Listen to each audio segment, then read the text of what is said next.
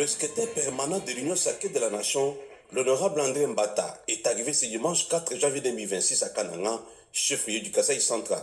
Au pied de l'avion, il a été accueilli par le gouverneur de province, Joseph Moïse Kamboulou Konko, en même temps président du conseil provincial de cette plateforme présidentielle, avant de recevoir des salutations des cadres et militants des partis membres.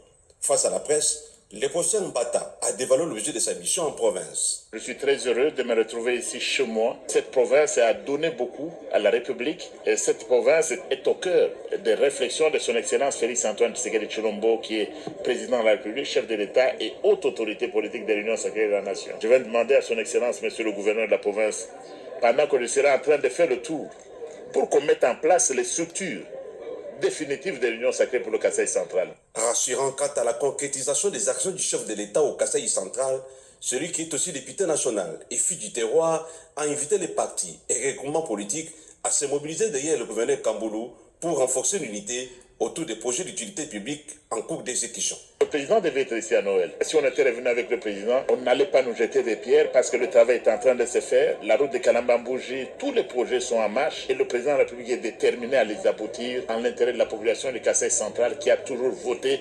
massivement pour le chef de l'État. La charte adoptée lors du congrès fait du gouverneur de province le président du conseil provincial de l'Union sacrée. Et je vais demander à tout le monde de se retrouver autour de lui et avec d'autres, les députés provinciaux, les bureaux, les fédéraux des partis politiques. Bénéficiaire d'un accueil délirant, l'honorable André Mbata s'est également adressé à la population, l'appelant ainsi à garder espoir vis-à-vis de la guerre imposée par les Rwandais avec ses supplétifs de M23 et à fédérer les forces derrière le chef de l'État qui est déterminé à y mettre fin.